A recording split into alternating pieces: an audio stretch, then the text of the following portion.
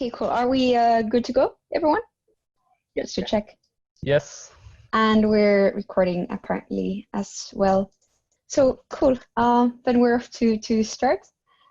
Firstly, I just want to flag that I'll need to be off in an hour, unfortunately. So I hope I'll be able to answer any questions that people have at then. But in case there's any that just don't fit in the allotted time, because I've been awake for quite a while, and I live with someone who needs to wake up quite early tomorrow because he's seeing a tournament. So unfortunately, I can't stay longer than an hour at this point.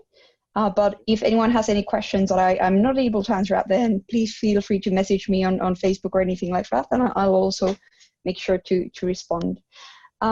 So first of all, what the topic is for today, and kind of the first slide. So comparatives, what are they edible, and how to win on them? So I tried to be funny with this title. It's not my strong suit, as you can tell, but hopefully I'm better with debating advice. So basically, we're going to be talking about comparatives. And the kind of plan for this workshop is I'm going to be talking for about 45 minutes about comparatives, and specifically kind of firstly just about comparatives themselves, because I feel like comparatives is one word in debating that gets thrown around a lot and not specified as much as it gets kind of thrown around. So I think I've just personally found it very helpful to kind of clarify what it means and how to kind of view comparatives, and hopefully this will be useful for people as well. Secondly, then we'll talk about identifying comparatives and kind of how to think about comparatives in prep time, especially. And then thirdly, kind of how to take comparatives into account when you are both creating analysis for your own arguments and also when you are kind of responding. And then at the time, we'll hopefully have around 15 minutes for questions that people have. So feel free to think of those as well. I'll probably be addressing all of them at the end. Just because it's easier, especially online, to kind of structure the workshop this way. But also in case there's any issues of, for example, you cannot hear me or I'm speaking too fast or anything like this, please feel free to message the Zoom chat, and I'll be kind of able to see that during the workshop as well, just so you know. So firstly, kind of on the scope of the workshop, because I think firstly there's, several things that people can mean when they say comparative. So it kind of has many meanings, and I want to kind of specify so that people know what to expect of this workshop. So, one is kind of the comparative in this debate is, about, like, do poor people have more votes or fewer votes, and how does this affect the world? Things like this. So kind of just what the debate is about. Secondly, then people also talk of comparatives between teams, right? So on the comparative with OG, we win because we show these and these things. Some people also use kind of comparative very similarly to the word clash as well in some instances. So I want to specify that this workshop is specifically about the comparative, right? So this is about kind of the first one that we have there on the list. So this is about when you're given a motion, what changes in the world and how can you kind of prove that that's a good thing on your side. So kind of what is different between the sides is essentially the comparative that we are focusing on here. And I think it's something that is super crucial to your success in the round. And it's something that is kind of easy to neglect and easy to not pay as much attention to, especially, for example, if you get excited by emotion and have 10 different arguments coming to your mind. Or on the other hand, sometimes also if you're frightened and you feel like, oh my God, I need to come up with arguments. A lot of time we'll end up thinking about a lot of ideas, but not really specifying what the debate is about kind of at its core. And I think that's why kind of we often have this deceptive feeling of we roughly know what emotion is about. And that's, of course, a very good understanding to have. But if you have a kind of rough implicit understanding of what like this is roughly about, that is sometimes also deceptive in that you don't end up clarifying what it is exactly about and being explicit about that, right?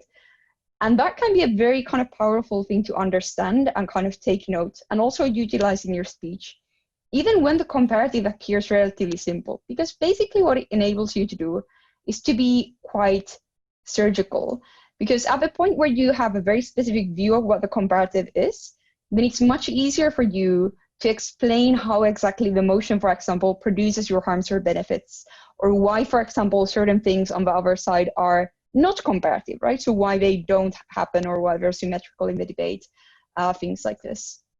And I think that means that often we kind of don't sometimes like take the time to think about the comparative, for example, towards the start of prep, which is where it's the best idea to have.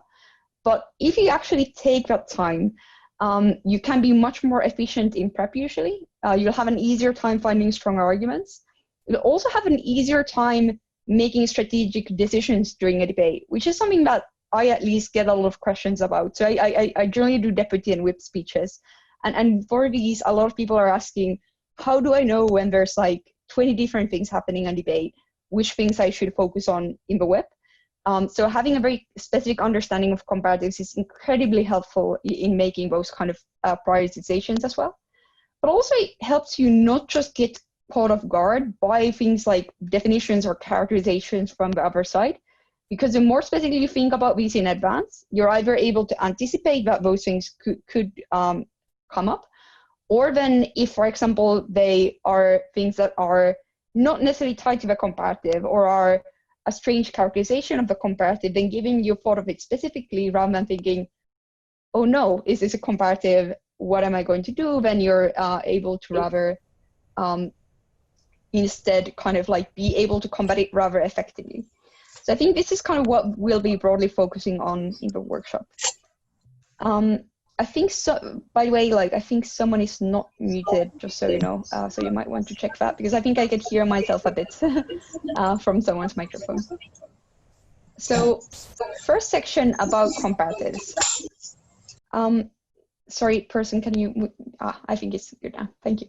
About comparatives. So firstly, kind of shortly on kind of how we view arguments. And I think this is probably like a chart that people have seen similar ones often.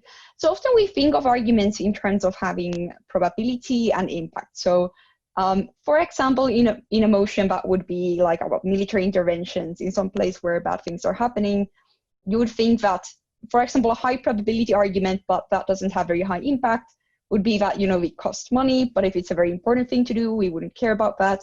On the other hand, you might have high impact arguments that are very hard to prove, while then you want to probably aim for something that is both probable and relatively impactful, even if it's not maximally neither. But kind of the thing that is sometimes maybe missing from this is that you can have a good argument that is well analyzed, that is fairly probable, that is fairly impactful, but the other side is able to make it something that kind of falls out of the debate or applies on both sides. So this is why it's very important that you don't just make kind of well-analyzed arguments that are kind of probable and impactful, but also make sure that they're kind of very specifically linked to the motion, and kind of thinking of a comparative is something that is very helpful in achieving that. So what does comparative even mean? Because I think this is something where I think it's very easy to be abstract and vague and kind of say nice sounding things about comparatives, but that aren't necessarily very helpful, or that kind of don't help you, for example, just look at an argument and recognize, is it comparative or not? Which I hope that this workshop will help you kind of do more easily, in case this is something that you struggle with. And kind of the way I introduce this concept, I think, is a bit like funny or silly, but bear with me because I think it's actually applicable to debating. So let's say we have an argument for apples, right? So this house would eat apples or something, and we have benefits for apples, like they're great, they're really sweet, they're really tasty, but they're also quite healthy because they're not very calorie dense, and they have many important nutrients like vitamin C and all these kind of things. I think at face, this seems like a decent argument for apples, right? There's like many specific reasons why apples are good here. It's quite true. It's quite like, well, not necessarily impactful, right? But on the scale of foods, it's a decent argument. Or is it, right? And the reason maybe it isn't is that we have no idea what this is being compared to, right? And that would presumably define a lot whether or not these are kind of comparative advantages that apples would have. Like if we say have oranges, which people say are hard to compare, but they're not really in these terms. If you're comparing apples and oranges and someone would say this, it wouldn't really be an argument for apples at all, because effectively, I mean, unless you have a very strong opinions on tastes of these fruits, these things apply basically completely symmetrically, right, to apples and oranges. So I think this is a case of you know, what the comparative is actually something that matters quite a lot. And these kind of things, like, it's kind of funny. And it's kind of obvious when we look at this way, but actually when we're making arguments in debates, we don't necessarily always notice what we're doing. On the other hand, with donuts, for example, this is like would be fairly applicable. There would be like several advantages that apples would have. On the other hand, if the comparative is something completely different, like let's say a screwdriver, then this would also not make a lot of sense, because then the question is rather, what do we care about in the world, right? So are we hungry, or are we trying to fix something in the house, right? So I think what this means is basically kind of this funny comparison, is that whether or not something is a benefit or harm depends a lot on what it is being compared to. And that means that, like, there's often, basically, we have this temptation to make arguments that are a bit like this thing about apples, right? Of going like, let's say, freedom of speech is great. Here's 10 reasons why it's great. Or things like this. But then we're not really thinking, what will the other kind of side say to contrast this, and how are we actually establishing that kind of we are better on that comparative, and that the things that we are kind of supporting are worth trading off with the things that their side might be potentially stronger on or have more claim to. So I think there's easily a risk if you kind of like get kind of caught up developing your own arguments, of running arguments that end up non-comparative, or whether other side can end up like standing up and saying, look, we also support freedom of speech, here's why it's better on our side. So you want to be able to make your arguments very specific to the motion and very exclusive to your side. So I think it's also worth noting that how clear the comparative is varies across different kinds of motions. And of course, this is somewhat like subjective, but I've just put out some examples of roughly kinds of motions where I feel there's differences. So sometimes the comparative is very obvious, or like fairly obvious, and the question is, what is desirable in the debate? So this would include things like, this house would ban Zeus, right? So the comparative is fairly clear. Do we have Zeus, or do we have no Zeus? Do we have fewer or more? So this is fairly intuitive, and then the debate, of course, it's good to be conscious of the comparative still. But then a lot of the debate is about, given the kind of fairly obvious comparative, what is the thing that we care about? What would we rather have? The next example would be things like, it is in the interest of dominant organized religions for their leaders to declare more progressive interpretations of traditional dogma. So I think this is another example where it's fairly clear that on the side where you are more kind of liberal and progressive, for example, you can probably apply to get support from more mainstream and kind of more liberal, more young people. But on the other hand, like the other side might say that you might lose your core followers, or you might kind of be undermining what this kind of like religions have stood up for a long time, and these potentially kind of lose sight of what you're trying to achieve, and these kind of things. So I think these are two examples of debates where the comparative is very clear. And then you want to think of like, how do you justify the trade-offs? Which one is more worth having? Would you rather have more liberal people, or more kind of like committed people who are more traditionalist, and so on? Another one, like kind of type, is you might sometimes have, and of course this is a spectrum, right? You might have motions where comparative is relatively clear, but there's still quite a bit of room to characterize how it plays out and what it looks like. For example, this house regrets the glorification of soldiers as heroes. I think this is something where like most teams will have a fairly clear understanding of what, an agreement also on what this glorification, for example, looks like. But still, for example, it's not that clear, given it's a regrets motion, which means we're talking about what would exist in the absence of this glorification. It's not necessarily kind of perfectly clear what it would necessarily be replaced by, and there's kind of room to characterize what the alternative is likely to be. And of course, proposition will be trying to say it would be something much better, and opposition that is something much worse. Or also the motion this house believes that schools should teach children to be skeptical of parental authority is another example where obviously on proposition you have more skepticism towards parents, or at least that being taught in schools. And in opposition, you probably have kids that are, will not taught this in school and more likely to be less skeptical and critical of their parents. So kind of, but still there's quite a lot of room to characterize what kind of this looks like. How does this education play out? how do children interact with it, and so on. And as a result, for example, how do parents react to this policy even? So while it's still clear, like relatively clear, there's still a fair bit of room to characterize it. On the other hand, there's also motions where the comparative is almost sometimes the entire debate even, where it's very highly contested and kind of actually being very specific about the comparative and kind of focusing on characterizing what it looks like is incredibly central. So I think if we're looking at a fairly simple motion where this is true, this could be something like this house would legalize doping. And this is actually an example I'll expand on in a couple of slides. So I won't go super into depth on this.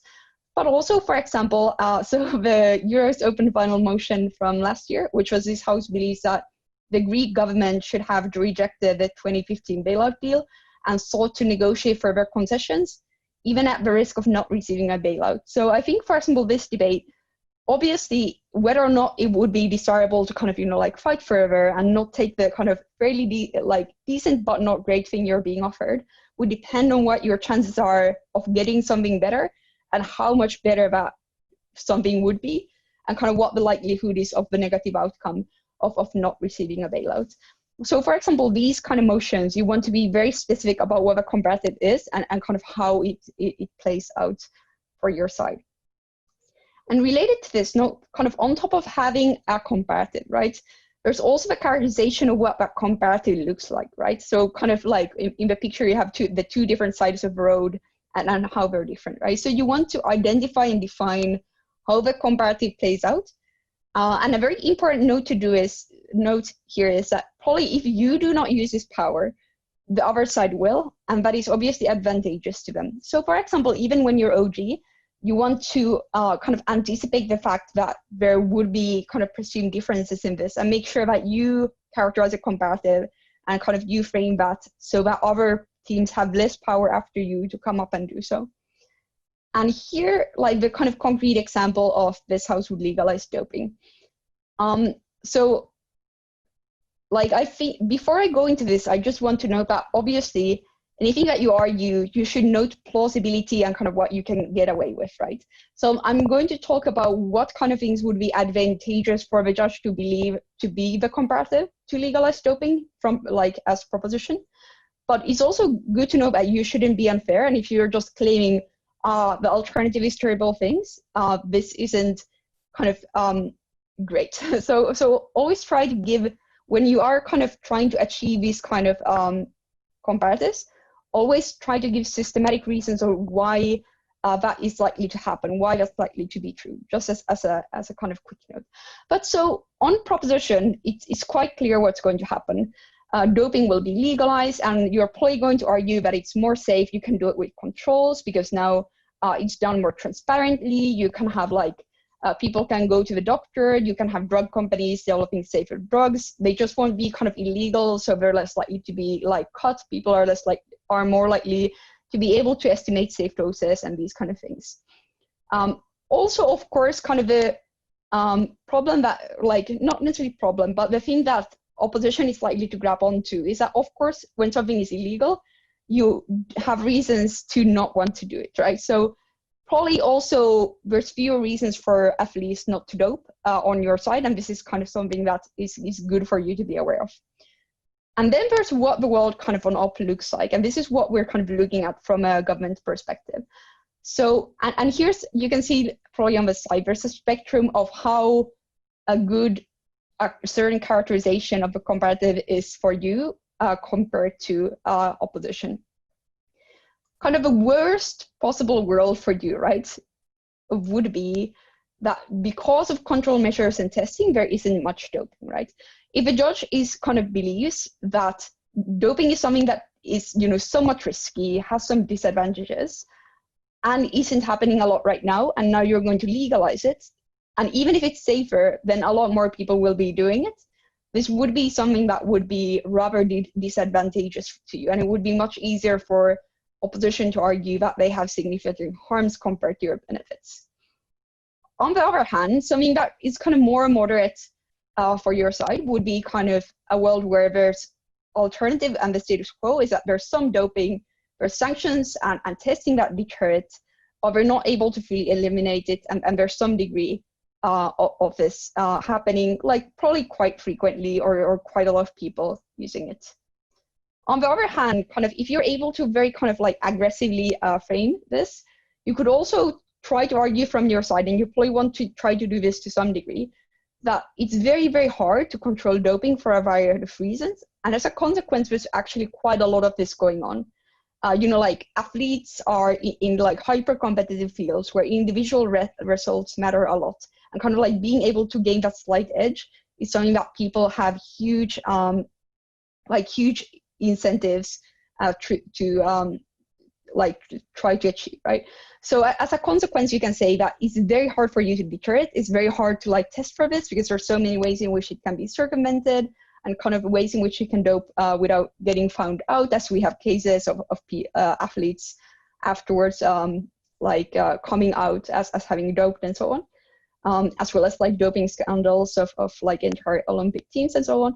So if you can kind of make the world one in which there's a lot of people currently doping quite unsafely, then it kind of all the kind of benefits that you have are kind of much easier to justify. They're kind of like much more intuitively important, and it's easier to kind of weigh off the harms of more people doping against kind of the benefits that you have.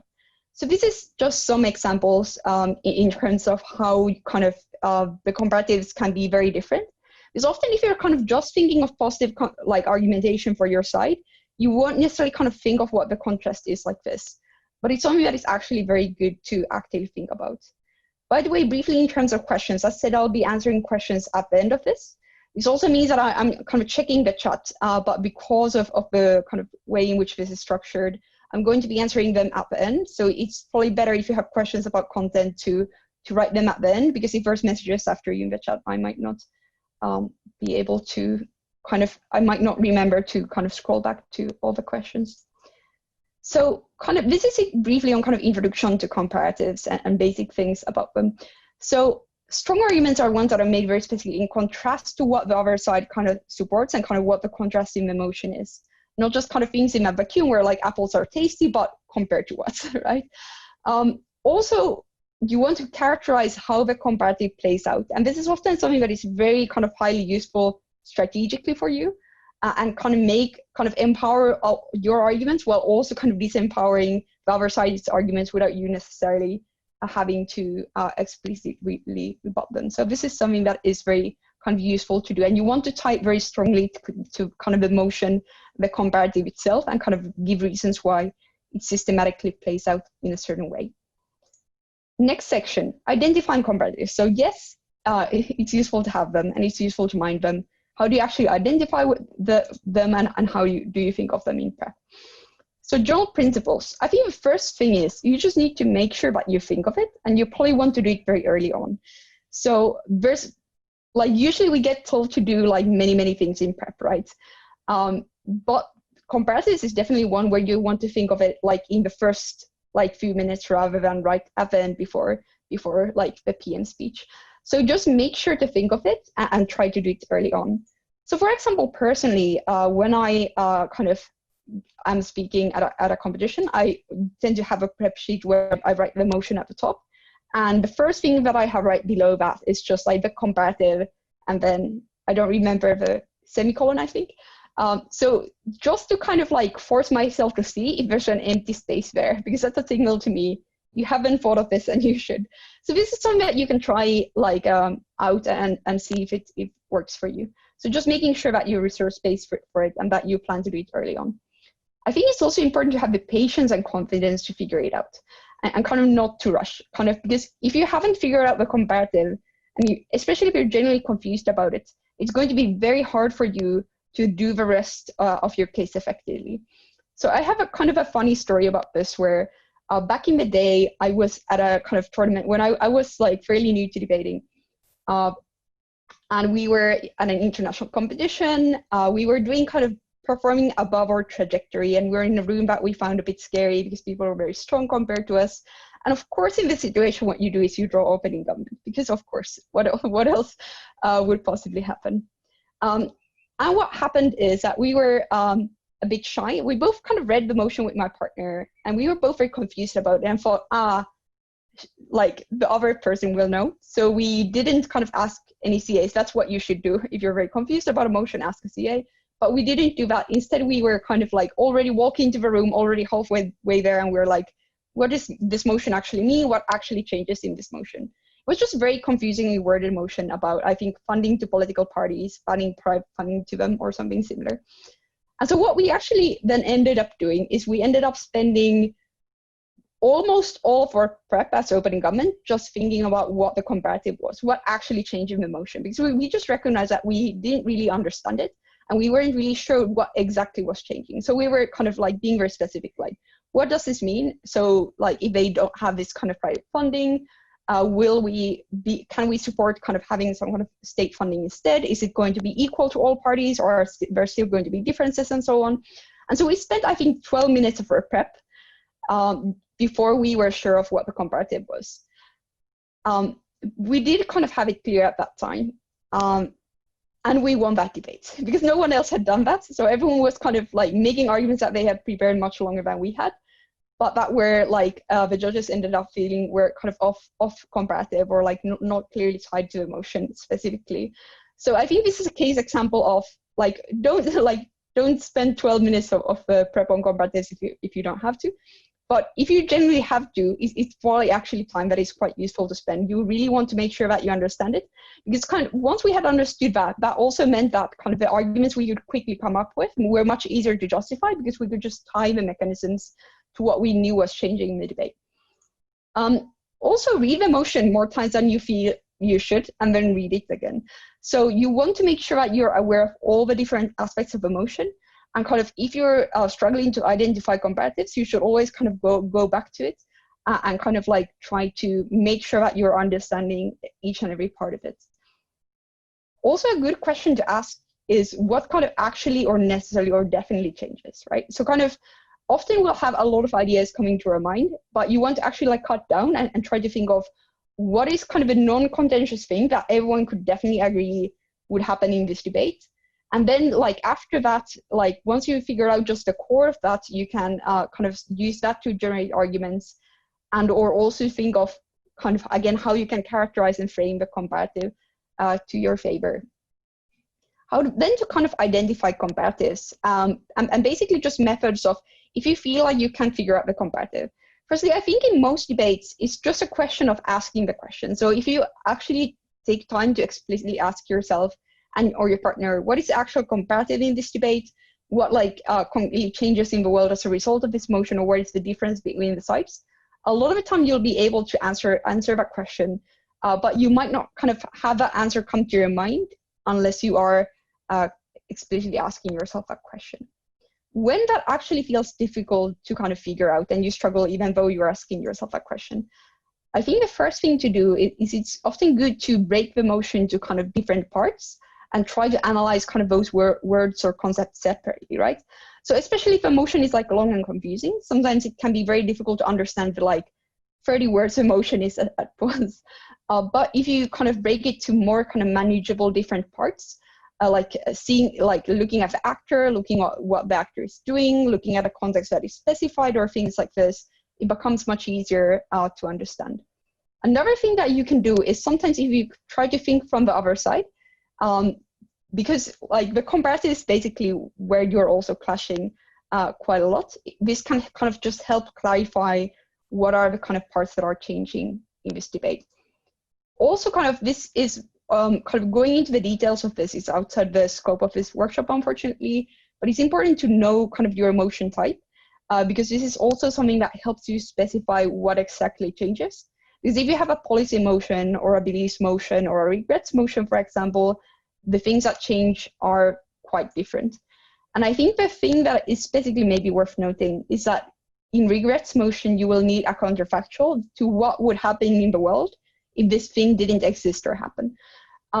So these are kind of motions where you need to very specifically think about what is a comparative in terms of what would exist in the absence of this thing that is being regretted, and try to be very specific about that. It's also good to know that comparatives tend to lead to some kind of trade-offs, or sometimes they are like directly trade-offs, but also they at least tend to very directly link to trade-offs. And because of this, sometimes, especially if you're like a bit nervous or you kind of feel very strongly for your side of the motion, you might want to be wary of advantageous readings, right? So try to justify each and every part of a comparative. Like if the comparative looks kind of too good to be true, that's because it probably is, right? Or like probably is because it is, right? So if you think the comparative is there more justice in the world? That's probably not the comparative, because a CA wouldn't usually, hopefully, set a motion that is so one-sided, right? So try to look for a kind of something that sounds fairly neutral, but you can use to deride your arguments. And if kind of you struggle in terms of the comparative just feels very advantageous to your side, of course, there's a chance you just lucked out and it's a motion that's very advantageous to your side. But kind of regularly, it's good to do a couple of things. One is try to think of the best possible case that you could make from the other side. And this can be quite scary to deal with, but it's something that is very useful, because the thing is, if you think of it in prep, then you actually have time to generate responses to it. You can make sure your case is already kind of preempting things. You can make sure that you have like a framing that makes those arguments that might be threatening less relevant and so on.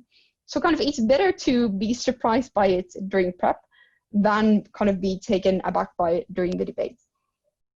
A second thing to note is that, especially with some kind of policy motion, and there's like a very obvious problem for your side as prof, for example, try to think of what kind of counter proposals they could make. Because especially if there's a motion that is about a very kind of like prevalent and obvious problem, most of the time the other side will not be saying we won't do anything, right? So you want to think of what are the kind of potential likely alternative suggestions that they will be making to solve the problem in the motion. And of course, they're like, you can presume that they have equal resources, and there's kind of some degree of mutual exclusivity or trade-off, so they can kind of do the same as you, but slightly different. But like try to consider what this might be, just to make sure you won't be taken aback by it, and so that you can make your benefits and your kind of mechanisms to attaining those benefits very, very specific to the motion. Cool. Apparently there's a bit of an issue with the slide sharing. Let's see. Can I do this differently? Does it work now? No. What we are seeing is like we see the slides, but we also see like the timer, the speakers, all of it. Is it better now? Yes. So perfect. we can do this, but if we do this, I cannot see the chat, just so you're aware. Okay. So yeah. In case there's a lot of message, like I will let you know. Don't worry. Okay, that's very good. Perfect. Thank you. Cool. Sorry about that. So moving on. So I think this is something that is just useful to consider to make sure that you are being as kind of exclusive as possible. So a few case examples of different kinds of a few motions where comparatives are maybe kind of not obvious. And I'll kind of just walk through these kind of just briefly as kind of examples to demonstrate the kind of principles we've been just discussing. So I think one example would be, this house would give authority over medical decisions regarding children to doctors rather than parents. So I think this is a motion where, especially for OJs, there's often a temptation to make kind of very kind of low-hanging fruit arguments where the comparative seems highly beneficial, right? Because what do parents know, right? Obviously, like a doctor should be the one who's making decisions, and medical decisions are often very important, and there are things that can affect your health to a great degree. So, however, when it comes to this seems like obviously, again, like a bit too good to be true. So I think it's good to know what actually is likely to specifically change in this debate. And this is things like if we look at specific words, give authority over decisions, I think if you kind of think of that very specifically, like why is the wording give authority over decisions? One thing that you will realize is that authority over decisions presumably only matters when there are like differences of opinion, right? So if you and me agree on something, then it doesn't matter who gets to decide. But if there are like differences of opinion, that is where kind of authority will come to play. And as a consequence, one thing that is useful to note here is that again, this is a debate where kind of characterizing where that actually occurs. So where are there differences of opinion between doctors and parents is something that is like very valuable to your side. Another thing that is quite good to note is that obviously there are already some restrictions over the say that parents have. So if there is like a life-threatening situation where a child needs surgery, generally states already do not let parents kind of override doctors on these kind of decisions. Also, like effectively, no parents would want to make those kind of terrible decisions anyway.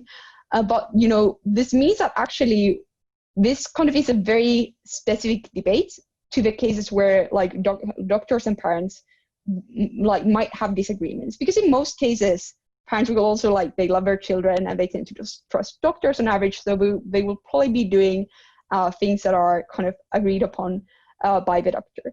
However, like so then if you think of where the cases where this would specifically apply and where this would be relevant, this would probably be things like, for example, vaccinations, right? Where there is a significant amount of people who are quite critical of that, and they might be wanting to make different decisions compared to the doctors. Or it could also be things like situations where there's genuinely kind of no medical clarity on what the best approach is, where there are like still different options for treatment, and parents might have a preference for one over the other, and the doctor might disagree on that. Or some kind of other contentious treatments, like certain kind of medicines, for example, that might be parents might be scared of the side effects and so on. So if you kind of think of where then this applies, it's actually like a relatively narrow debate, and then you can make sure that all of the arguments that you're making apply specifically in the case of both parents, those decisions, like both situations where your child has these conditions or there's these decisions to make, right? So I think that's something that is quite useful to note in this debate. So another emotion, where the comparative, I think sometimes can be quite a bit unclear to people, is, for example, the motion where conscription is enforced for men exclusively. This House believes that feminists should advocate for conscripting women. So I think this motion, for example, can be a bit deceiving if you kind of just read it and then you're like, would it be good to conscript women as well in cases where we conscript men? In case anyone doesn't know, by the way, because it's a bit of a strange word, so conscription basically means force people to go to the army. So you would force women to go to the army if men are going as well. And it's very easy then sometimes to not see the word feminist, right? Because, for example, if opposition, for example, would be arguing, or like either side would be arguing, for example, women being conscripted is a good or a bad thing, this would be quite easy to make significantly less impactful, for example, as a closing team that wants to shift the debate to different grounds, by noting that feminists are generally not like in leading positions in society, right? Or they don't like have huge political leverage, etc. So what this means is it's not necessarily at all clear that as a result of this motion, different policies will get put into place. You can regardless make arguments about whether or not it's good for women to be in the army and be conscripted. But then you want to make those not necessarily about when all women go to the army, these great things happen, but rather like as a feminist movement, you should obviously think about the potential consequences of the policies that you're advocating for. Because there is a chance that they could get passed, but also because you just have a moral kind of responsibility to think of the potential consequences of your actions, even if they don't get implemented. And then here's why then you need to consider these factors. So you'll be making the argument slightly differently if you're very specific about the comparative.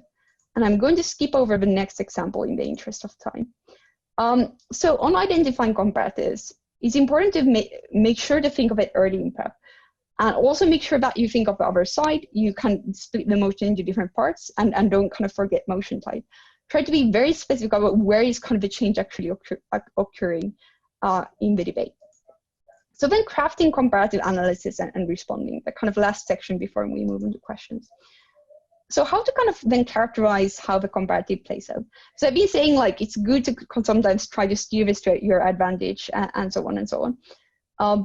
But of course, this doesn't mean that it's apparent how you can actually achieve that. So, and when it comes to this slide, obviously not an exhaustive list, it's just an introduction of some tools that you can use to do this.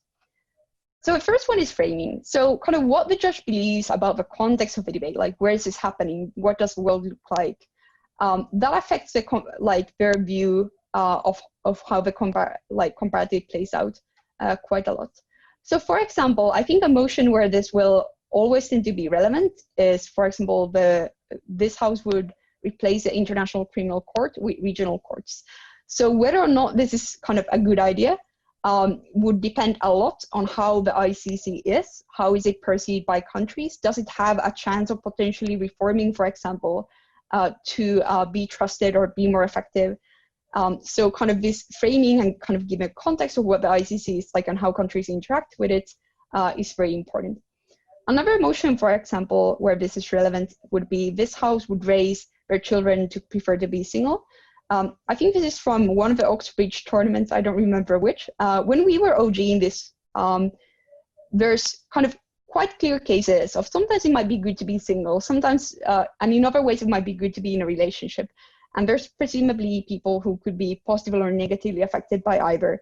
So the kind of way that we helped our case was arguing that the general preference in society is to be in a relationship, and there's significant bias towards pressuring young people to make that choice. So basically then what you do is, given that context, as a parent, you are now kind of having, instead steering them towards this preference, you end up with a balance where the child is more free to choose. So basically that context of how society is was kind of a big part of our case and helped us quite a lot in that debate. Another one is incentives. So why do kind of stakeholders respond in certain ways, and kind of what are their reasons for doing so? So for example, the motion, this house would expel states which fail to spend a minimum of 2% of gross domestic product on defense from NATO. So for example here, what are the incentives for countries staying in NATO? Why are some countries not spending this amount of money? In the situation where they would have to, or like be expelled, which one would they rather prefer, and how would that affect NATO, right? So for example, does this mean that you might have some states that are spending a bit of money on NATO where you get intelligence cooperation and so on, and now like that you're forcing them to spend more money, they're likely to leave and you're kind of losing from collective defense? Or is this rather a case of NATO is something that is very important, you're likely to keep these on board, but to the degree you might be losing them, like the incentive is actually for NATO to kind of have more coherence and kind of have more commitment from its member states. So even if you lose some, those countries wouldn't be that important. So this kind of characterization of how different actors will respond to this policy is likely to be quite useful. Also kind of you can argue where the change occurs. So who is most prone to being influenced by certain policies? Where does a comparative apply and so on? So for example, if you think of the motion, this house would ban political advertising on social media. Obviously, not everyone's votes are significantly affected by political advertising on social media. So one way that you can kind of make your arguments more targeted is to make sure that you're talking about the specific people who are likely to get influenced by this kind of advertising, rather than just talking about, for example, voters in general. So kind of being very specific, kind of saying, look, most people are not affected by this. These ads tend to be targeted to very specific audiences that are more prone to being influenced by these advertisements. And here are the kind of people they will tend to be and the way in which they will interact with this advertising, like for better or worse.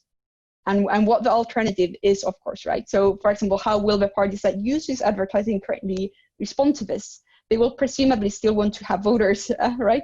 So in cases they're currently using these political advertisements to use this, to gain those voters, what are they likely to do instead? Are they going to be nice? Are they going to use misinformation, etc.? So again, kind of defining the comparative here is quite useful.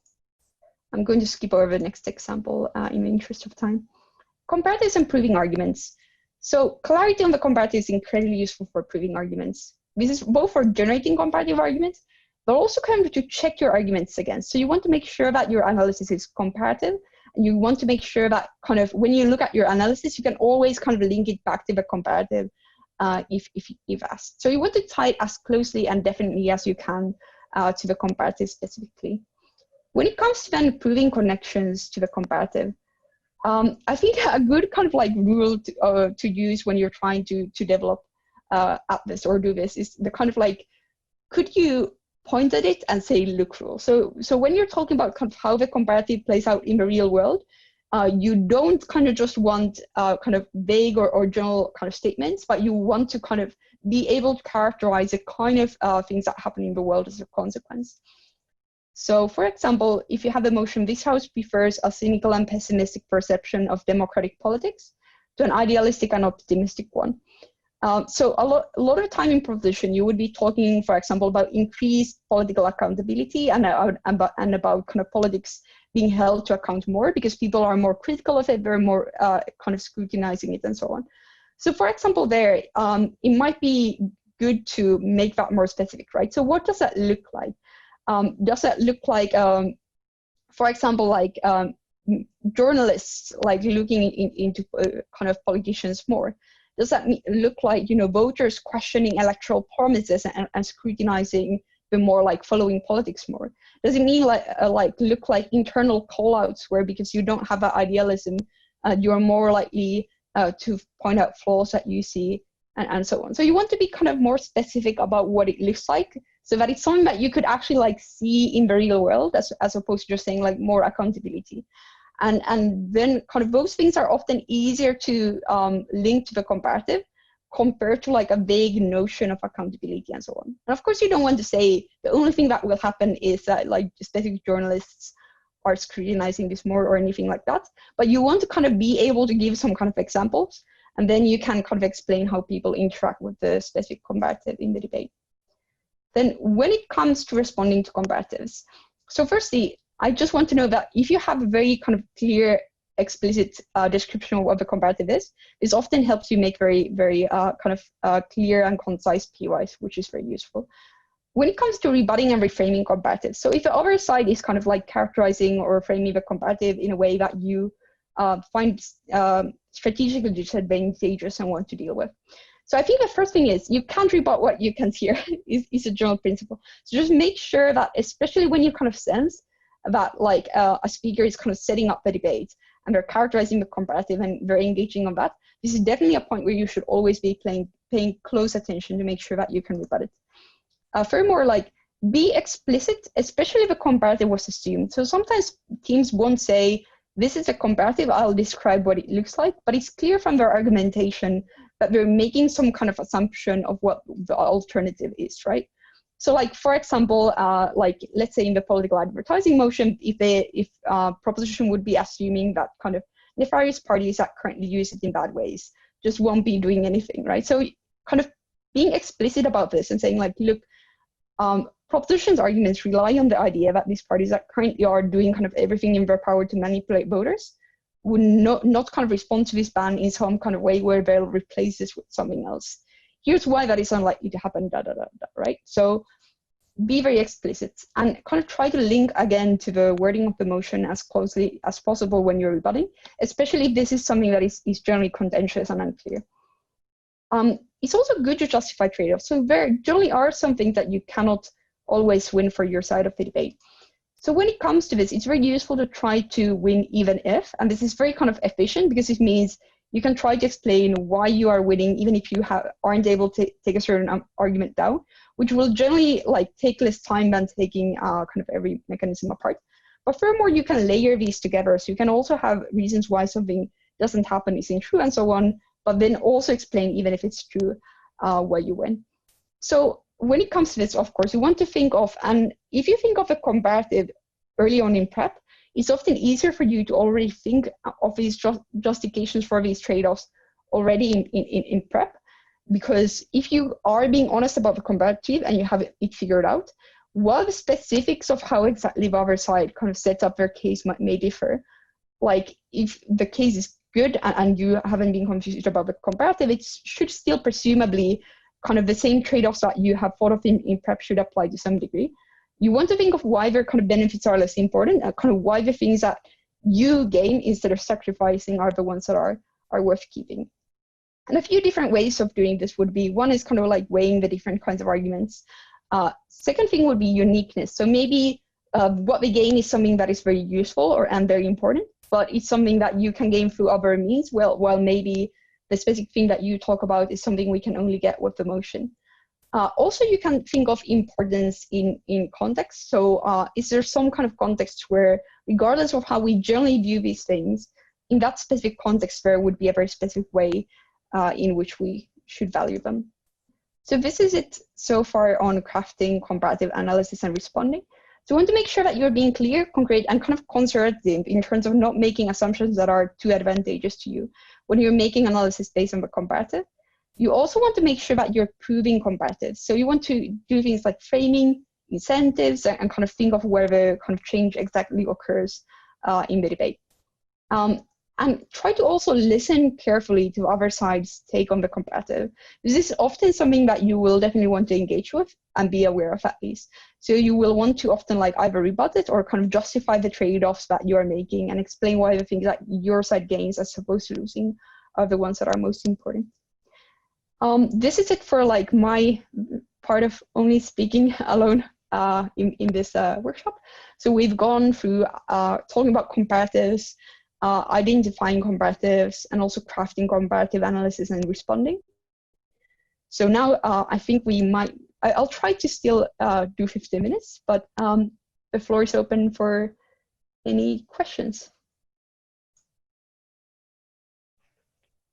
Guys, if you have any questions, unmute yourself and just ask away, okay?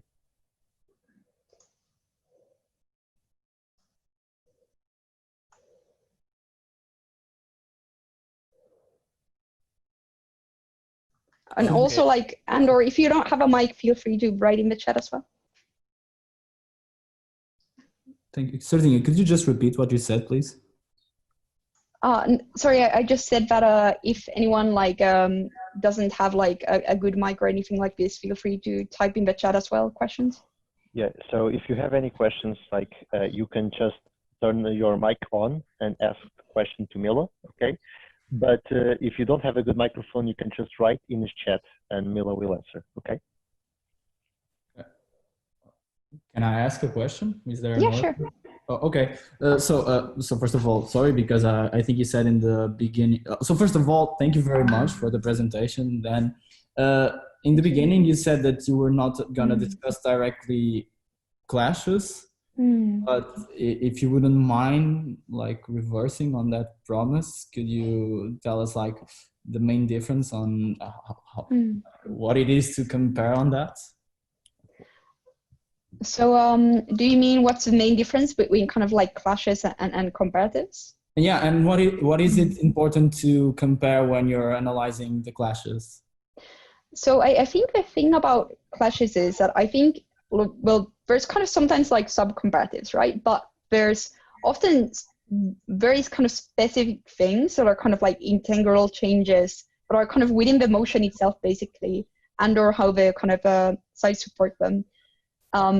Like, you know, like let's say this has to ban zoos. Well, zoos are no longer legal, there's fewer of them, and these kind of things, which isn't necessarily like a clash, but it's something that creates a clashes, right? So as a result of a comparative existing, then there's like different arguments by different sides. Like, you know, what are the kind of principal like things in terms of animal rights, or what are the practical consequences, for example, in terms of like people caring about nature and kind of engaging with animal rights issues and so on, like, and various different kinds of things that result.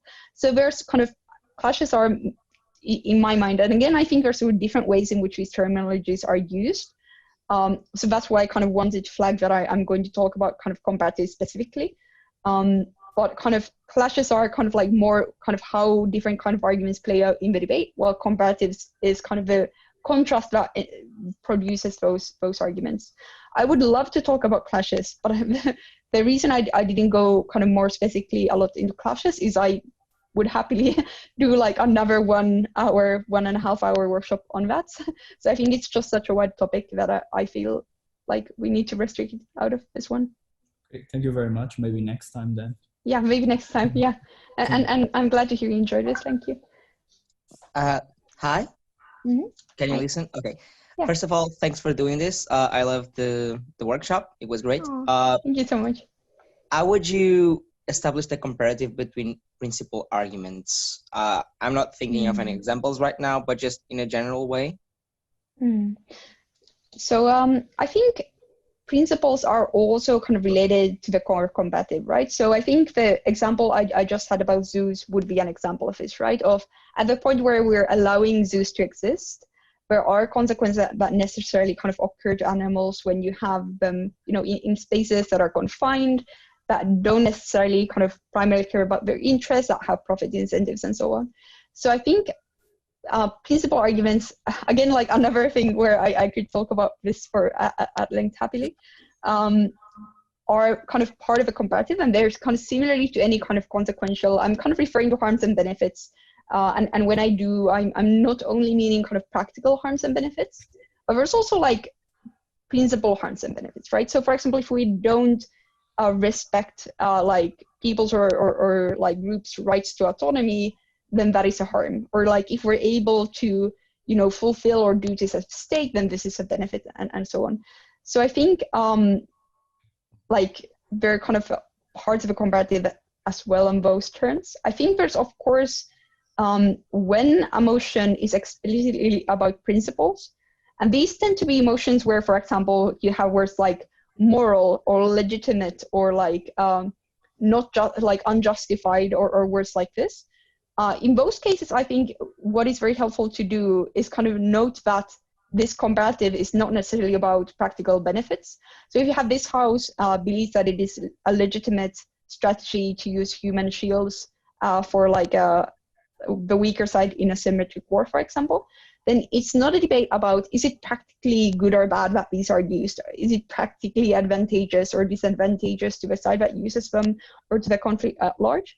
But rather, like, it is a debate that is the comparative is explicitly about, is it kind of like a morally legitimate thing to do? So I think it's very important to note if the motion is explicitly about kind of principles, and in those cases, you will need to make sure that everything that you do in terms of argumentation is specific to the kind of like principle comparative that you have. I think most kind of motions will have both principle and practical kind of clashes available as a result of the comparative. But sometimes like how important those are varies. Cool. Next question. Yeah. Mm-hmm. I'm having quite a bit of a struggle on the terminology part about understanding what exactly are those comparatives. You talked about it in the beginning of the presentation.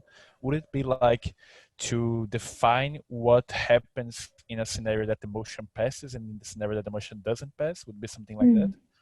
Yeah, I think that's very like close to it. And I think there's, again, some things that are like very clearly part of a comparative, like Zeus, no Zeus, or similar. And then there's the way in which you characterize how those different sides happen. So basically, kind of both are kind of both a comparative in terms of how you kind of figure it out from the motion, and then kind of how you characterize it playing out. So that is kind of like the comparative when you refer to it. So for example, when people say that something is uncomparative, then it kind of means that something that's kind of not changing with the motion, or that's something that kind of happens on both, in kind of like both worlds. I hope that helps. So it's like retaining, like there are some things that are not questionable, for instance, in motions. For example, when you're talking about many zoos, it's unquestionable that the number of zoos will decrease or something like that. Comparative would be like how these things that are not questionable compare how it is better for the government or for the opposition. Would it be something like that? So kind of, I think like, you know, having fewer zoos is kind of like part of a comparative. Like I think I'm not 100% sure of what you mean specifically. So maybe you can like clarify again just to make sure I don't misunderstand. Yeah, like I'm asking again on the doubt that I have about what means comparative exactly.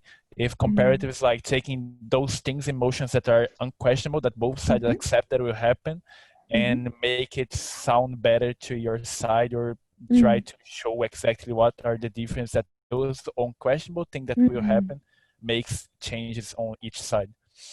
Yeah, I think that's exactly right. So kind of when you're identifying the comparative, you're exactly identifying kind of what is definitely changing with the motion, or what you can kind of know for sure is the difference between the sides. And then what you want to do with the comparative is kind of like try to work it to your favor. especially in cases where there is quite a lot of wiggle room in terms of how that can be characterized. So yeah, I think you have it exactly correct. Thank you also for like clarifying this. No, thank you for not only the presentation, but to clarify it in my mind. I was a bit confused, but now I know like a huge enlightenment that I had here. Oh, I'm really happy to hear that. Like, because I feel like it's also a topic where it's very easy to be confused, because I think a lot of time we don't talk about it concretely, which is why I also try to have the kind of like funny slide about fruits, because I think it actually helps you hopefully understand also that like this is not comparative with oranges, but it is with donuts. And then it gets very weird with screwdrivers, probably not also the main comparative. Next question. Hello, I'm Alan, and I have a specific question about one opposition. It's open opposition. And in which case can the open opposition pre-counter the closing government in this case of comparison? Because it can be easy to win the first government, but the second government can reframing the debate and basically weakening the open opposition case. How can I handle with this? Yeah, I think this is like these kind of issues. I think you're very right that it's sometimes very hard to kind of engage with the kind of closing team from the other side, because this can also sometimes happen with opening government and closing opposition similarly. I think this is exactly one of the reasons why it's very good to think of comparatives early on in prep and do things like justifying trade-offs kind of proactively rather than as a reaction when things happen in the debate. So that, for example, if you have an easy time beating opening government, if you've already anticipated kind of the stronger versions of the government case, and you've already kind of explained why the things that you are doing should be valued over things that they might be gaining, even if they aren't kind of managing to prove that yet, but closing government might, then this is something that is quite helpful to you. I think kind of in terms of more practical advice for this situation, I think it is very useful to make sure that a leader of opposition takes a POI, especially if you anticipate this, like say closing government is a very strong team and you're aware that they're going to kind of put up a challenge, then it's good to take a POI early, because this means that both speakers and especially the deputy speaker will kind of have time to kind of try to figure out what they might be saying. Because often, even if they don't explicitly flag their extension, you can kind of get some idea of roughly the direction that they're going to, the way they think about the comparative and so on, from the kind of POI that they make. So it's potentially a good idea to take them early on, so you can try to anticipate what they might be doing. And also, like, of course, it's good to know that there are quite a lot of restrictions on what closing government can do in terms of remodeling. So they're still kind of bound to kind of the comparative being a bit of a lowest common denominator for like the cases on the side sometimes. But it's very true that they can do, for example, like reframing that you don't anticipate, where now suddenly the things that they talk about matter a lot more. That can be quite difficult to deal with. So I think just trying to be proactive and kind of trying to preempt the things that they could say before they say them is a very kind of good approach here. Next question. I think I probably have like time for one or two. I'm going a bit over time, but yeah.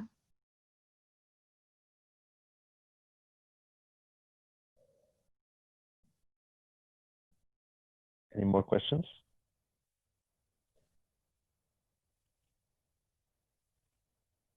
Okay, I have a last question if you're not in a hurry, because you said you have another event. But could you explain a bit more about the strategies on prep time on how to do these comparatives?